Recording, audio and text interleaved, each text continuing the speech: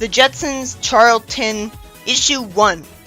George can't read his newspaper with all of the noise Rosie's making because she's not feeling well. It's kind of boring to have this plot with Rosie again. It's a cliche of the series. The fact that she needs the robot doctors so much makes it look like having a robot maid wouldn't be worth it. I wonder why this newspaper would ever be called a space paper. And Jane sticks up for her.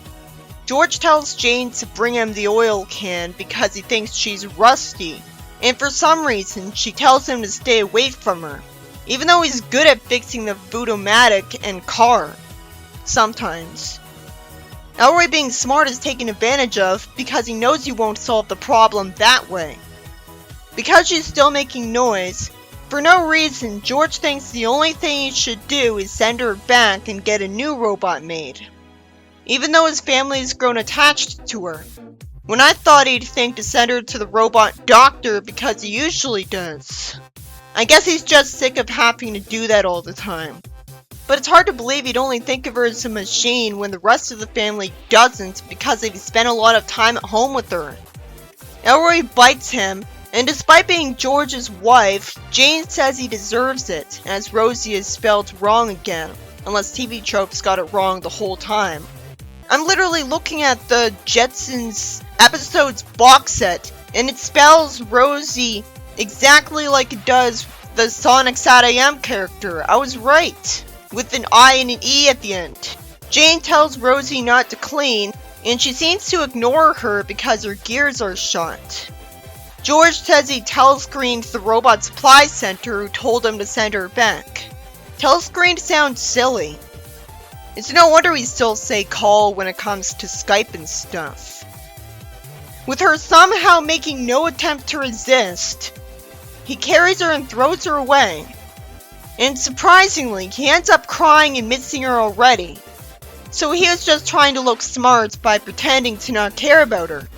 Jane says she talked to their repairman who said they could have Rosie repaired. Why is she smiling when she should still be mad at him? She should have always been under the assumption that she could have been repaired.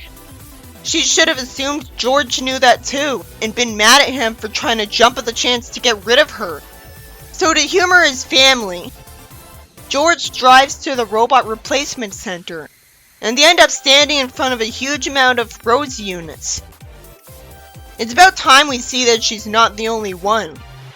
Eventually, Elroy ends up completely convinced that he's found Rosie, just because this one looks a little like her, and Jane just assumes he's right and they take Rosie home.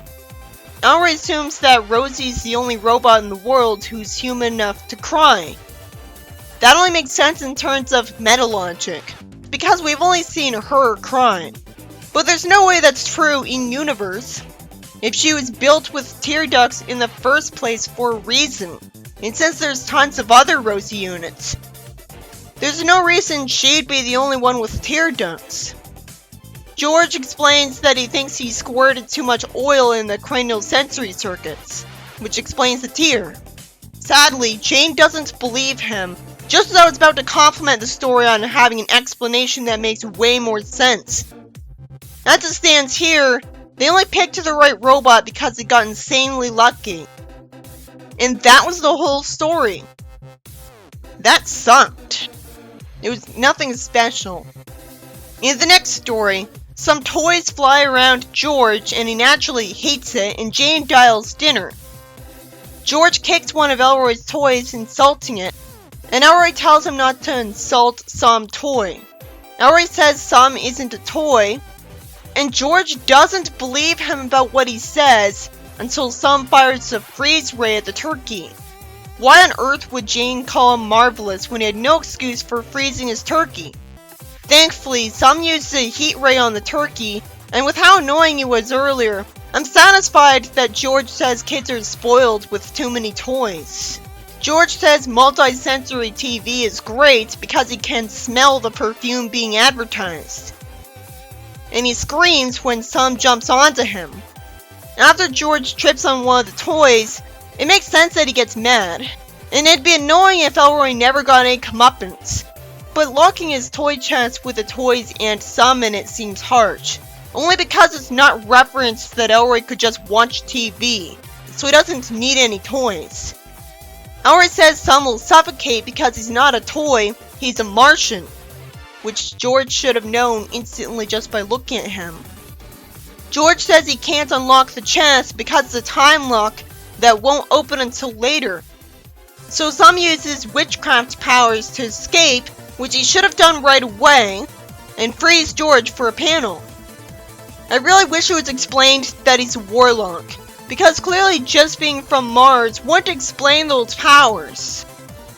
The story ends with George really not looking forward to a kid from terraformed Neptune because he has tons of arms and stinks.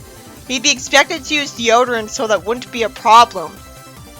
There's a pinup where Rosie thinks she's allowed to iron George's shirt when he's wearing it, which has to be because she's new on the job. In the next story, a teacher asks Elroy a question as he has his finger pointed upwards, which looks unrealistic. And the text box says that in this comic, they're in the 2070s. It turns out it's the anniversary of the day man stepped on the moon for the first time. Elroy goes home from the floating bus that's called a space bus for no reason. He's home as early as lunchtime because teaching's super fast in this comic too. Why is Judy's car called a mini cruiser when it doesn't have a different shape or size from the other cars? Also, why is her car such an ugly color? I have to assume that no matter how much she wants, George not only forced her to pick that car because it was the cheapest, but is also too cheap to buy a new paint job.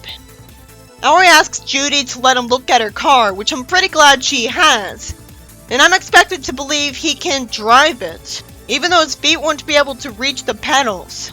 It has to be that every car in the future can be driven without feet, just to accommodate certain people. But that doesn't seem likely, because that'd be more expensive unless there's actually no pedals at all. Judy warns her parents that he made the reckless decision of driving all the way to the moon, landing perfectly fine because he really is a great driver. Apparently he assumed Judy wouldn't go check on him, which she could have easily not done, but did because the plot demanded it, and apparently she didn't trust him. While George wastes time checking the wrong places, Elroy lands on the moon, and there's no explanation for why he and some people who kidnap him with a force field shaped like a pillar can breathe on the moon.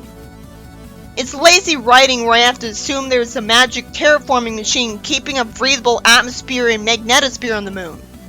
This could have easily not happened to Elroy, so it feels so arbitrary, but it is good to teach kids the lesson that this could happen to them if they wander off.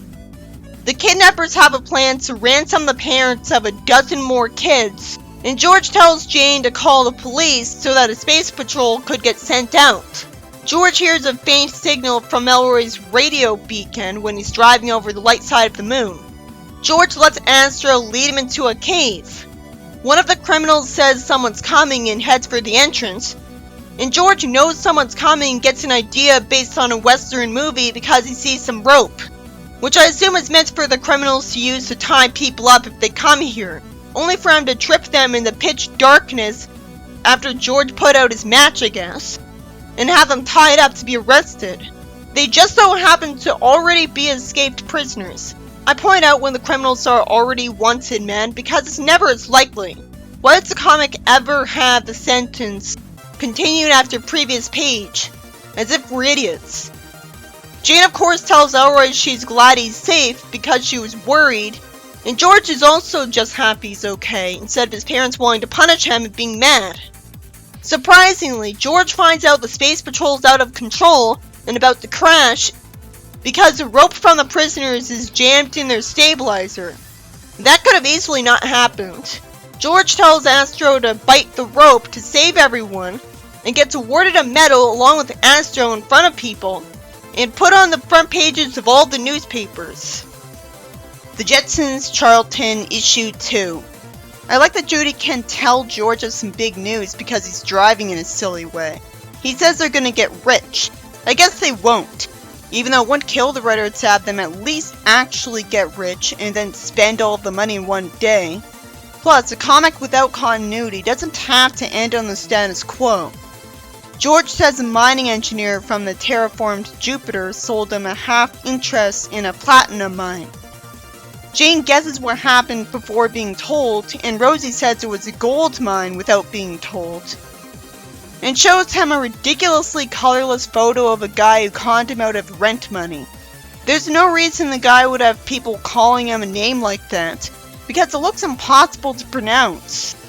It's disappointing that he got his hopes up for nothing, but at least the story is speeding up, revealing that he won't get rich instead of dragging it out to the ending. So it's harmless instead of a cliche motivator. Rosie says Stanislaus is a fugitive from Jupiter who's been selling people worthless stock. And the cops say they can't even touch him because there really is a gold mine that he sold real stock on. And it's just that it's been free of gold for years. Naturally, he advised them to consult someone else before buying stock from now on.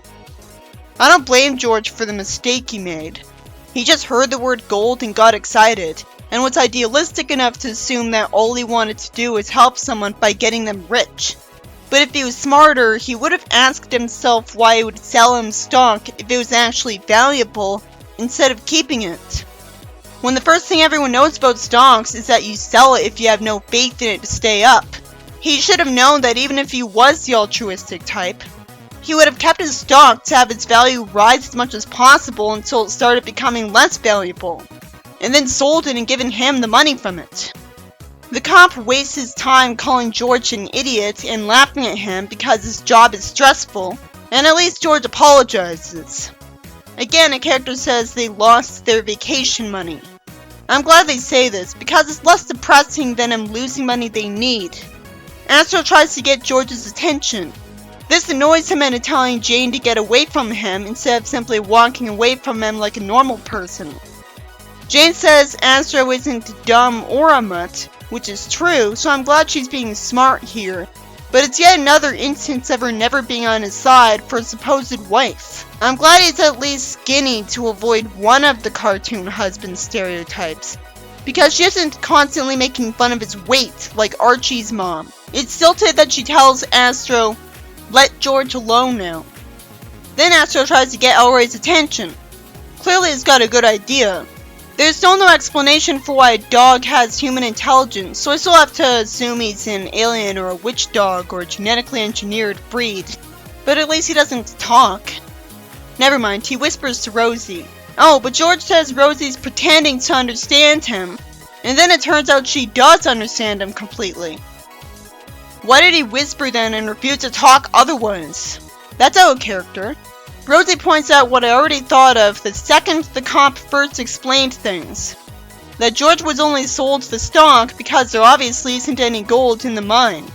She says if Stan heard they'd found gold, he'd want his stock back. Elroy says all they have to do is convince him of that fact. And he and Jane suggest to George the idea of asking for more stock in the mine right away. George is naturally confused about this because this doesn't guarantee that he'd assume he found gold when he was completely confident that there wasn't any before. So he might just assume George was really stupid. Jane watches TV when Stan's next to George, which gives out news on the stock market saying that gold mining stock prices are soaring as a result of a recent discovery on Jupiter. This is either a pre-recorded news broadcast from years ago or very convenient timing. It's interesting that Stan still smiles when George says he'll pay him for the stock, as if he assumes that this good news about the stock is really temporary. Then Judy in a wig offers to double whatever he offers for his stock. Why does she have a spy disguise kit?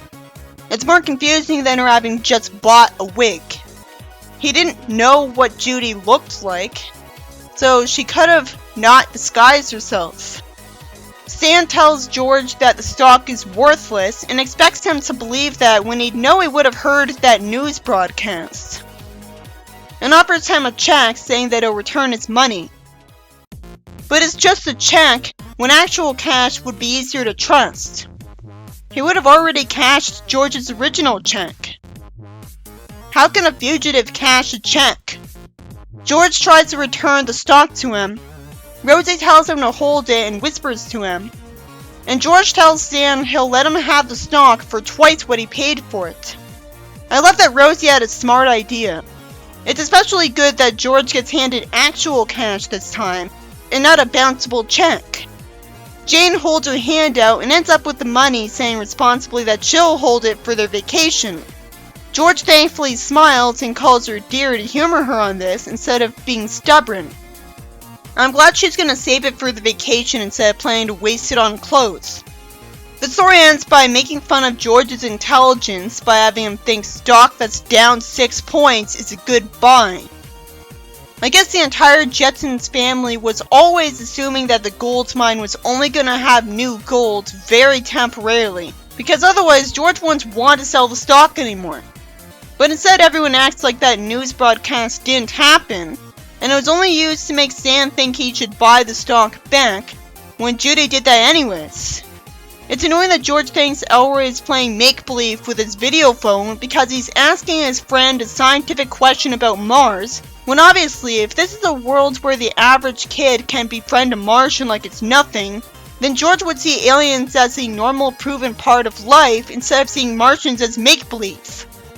It's really annoying awful writing that he asks George if he's pretending he's got a Martian friend again, when it's blatantly obvious that someone's on the video phone right in front of his eyes, and I don't know why the writer is making George not remember the previous story he appeared in for the sake of this line. If he does this because he hates George, he should be writing in to suffer slapstick instead so there could at least be a chance of people enjoying it. Speaking of someone who read ahead in the comic, he barely ever doesn't believe in some. Always being helped with his homework about Mars. I don't see why George wouldn't believe him, especially since all Elroy would have to do is shove the schoolwork paper from school in his face about him needing to answer questions about Mars to prove their existence. It's nice of Elroy to give some the answers he needs about Earth. It's really bad that George is written to tell Elroy to stop fooling. Why on earth would George think Martians are make-believe? He's met aliens from a billion other planets throughout the series, and the series never portrays Mars as being like the real one. George shouldn't waste time describing what he has to do for work either. And Jane's remark that it sounds like one of his golfing buddies is pathetically forced too.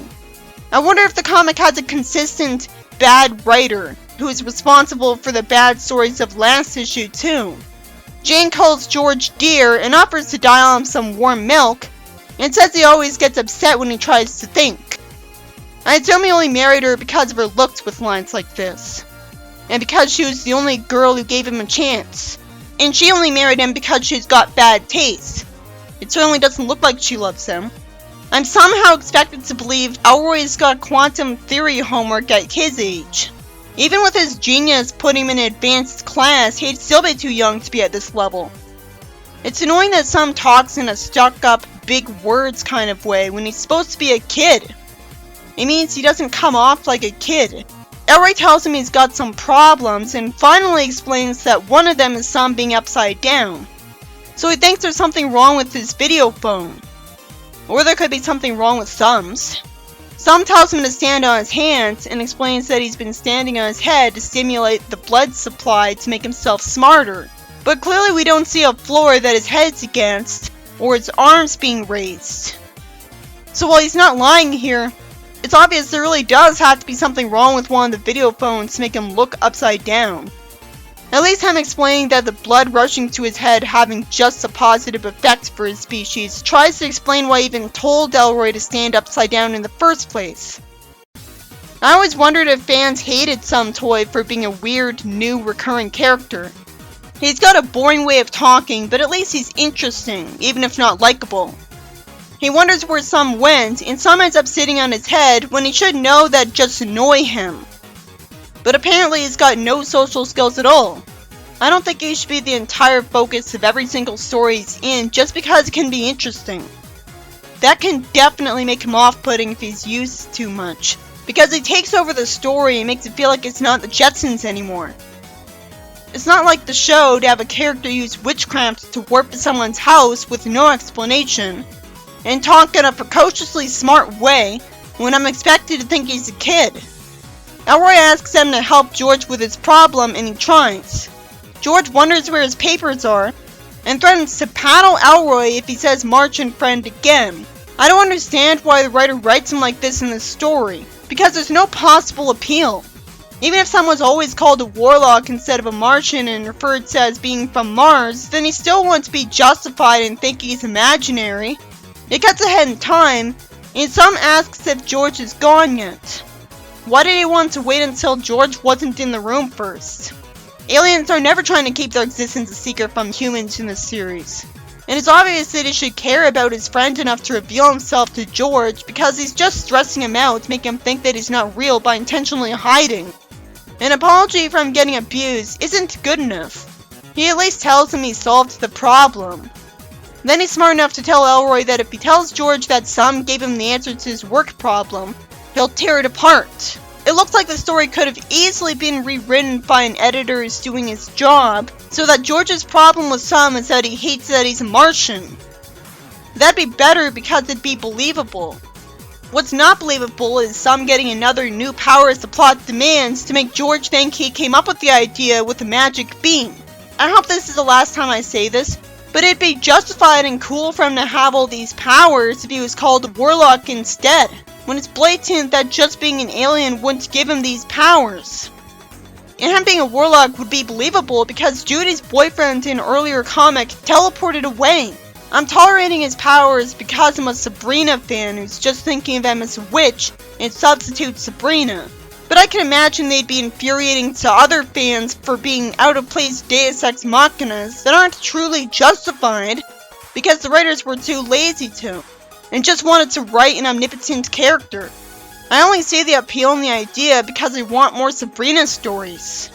But if he can alter George's mind, well, I guess he can only alter people's minds by beaming information to them.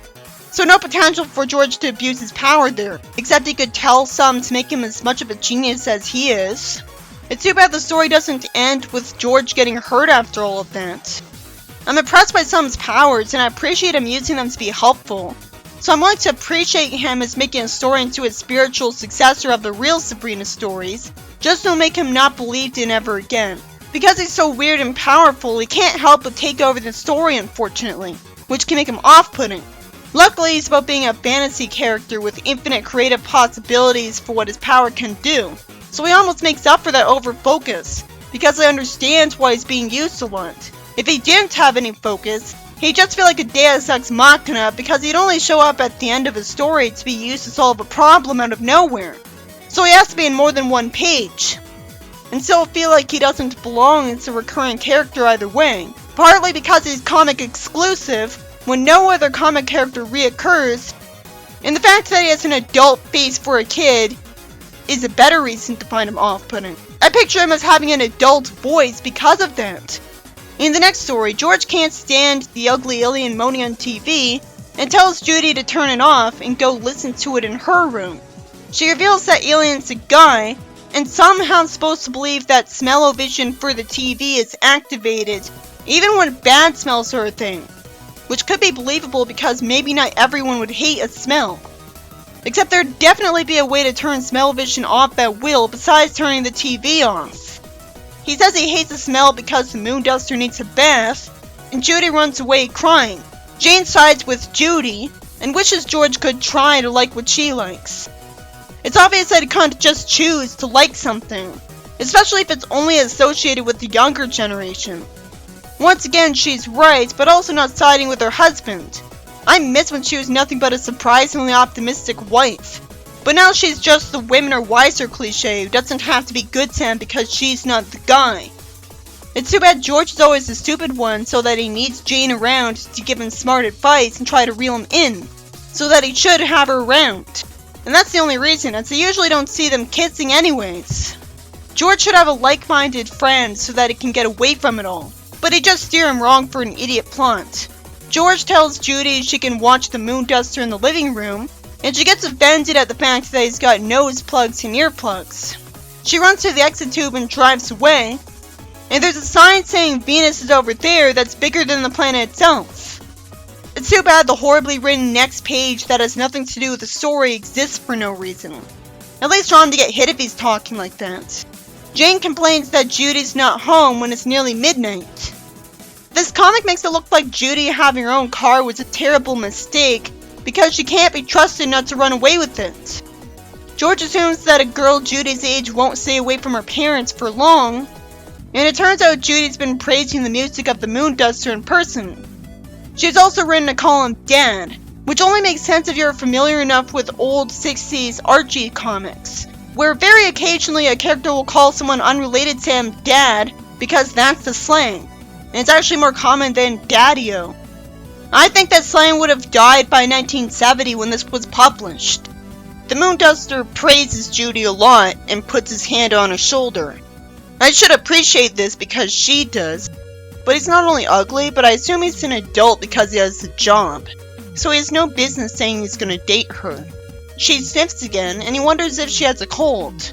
She says people don't get colds anymore, so I have to wonder how his knowledge of Earthlings was so out of date. He only thinks that's good because he doesn't want anything to happen to his voice. I wonder if something will. He says he wrote a new song about her and she cries. And I wonder if she's allergic to him because of her sniffling. George drives to where Moonduster lives, with Jane happening to be the one who thought she went here. I know George is the idiot character, but this was the most predictable place she could have gone to. Somehow Judy wonders if the reason she breaks into tears around Moonduster all the time is because of love. George says he breaks into tears around him too. It's amusing that he says, "Don't tell me I'm falling in love too," and Jane just cheerfully reassures him. The story ends with Jane telling Judy as she gets over a cold that she was allergic to Moonduster. And so that's why she was always moved to tears by his singing. After a page where Rosie tells George to meet her mother as she points to some Rosie units getting out of a machine producing them. The next story starts with Rosie being approached by a robotic doctor who somehow agreed to take a house call for Jane in the future. She called him because the Jetsons' doctor is on vacation, even though he could be needed any minute. The robot doctor approaches Jane, who has back pain, and too many panels are wasted. The fact that a robot has a hard-boiled egg his wife put in his toolbox implies that robots can eat too. She's made to stand up and finds out the pain in her back was caused by a loose spring in her bed. Rosie tells him to stop laughing, Jane thanks him, and he plans to help Rosie with her own problem. The story ends with it being revealed that George got given castor oil. The first story was the cliche for the series with barely any plot.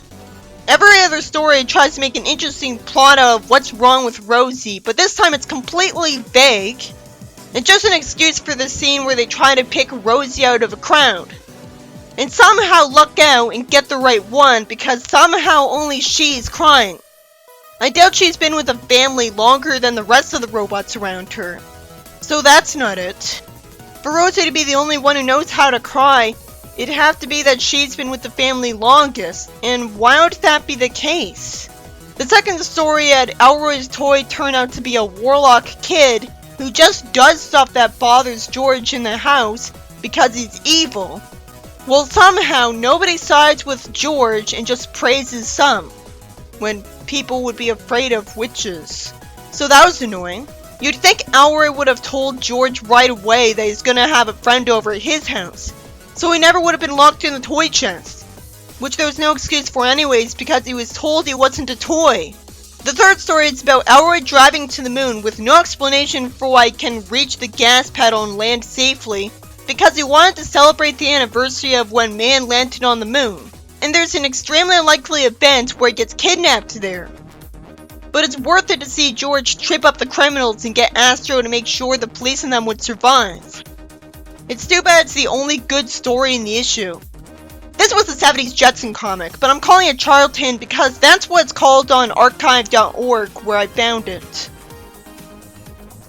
The first story is about George and Judy manipulating a guy who sold him worthless stock into returning his money and buying the stock back because George tries to buy more stock from him, and Judy offers him double the amount of money for it, making him think there is gold in the mine now. It seems like a satisfying ending because the characters all win because of their brains, But there was a news broadcast about gold prices soaring from a recent discovery on Jupiter, so you'd think they'd want to keep the stock now. But they don't, and none of them think they're going to miss out on money by selling it. There should have been a line from Jane saying to George that she doesn't trust there to still be gold in the stock for very long. It's not stated that they recorded a news broadcast and played it back, because this was written before TiVo. The second story has horrible writing where George somehow doesn't believe some toy exists because he's an alien, in a world where he interacts with aliens like it's nothing, even though he's right there in a video phone with Elroy in front of his eyes. And that garbage writing overshadows any positive feelings you'd have about the plot, which overall is about Sam being a socially awkward weirdo until he helps Elroy and George. It would normally make his existence worth it, but George ruins the story because of him. You'd think that the writer would write George to get punished for wrongfully punishing Elroy, but that'd be talented writing that wasn't clueless. The third story seems like a mundane plot at first, because George doesn't like the rock music Judy likes. But when it makes her run away to the rock star's planet to spend time with him, it's impressive that the fact that she was moved to tears by his music at the start was given a special explanation that takes advantage of him being an alien, which she gets told about when her mother takes her home. I like that we don't see her parents getting mad at her and planning to punish her for running away. After all, characters always get as if amnesia, so them being mad at them wouldn't make them any less likely to do it again. The final story is an overly padded out one where Jane has back pain, and the doctor reveals that she was lying on a bed spring the whole time. Not only did this not need to take place in the future, but its time period makes it impossible because a doctor took a house call. Most of this issue is good,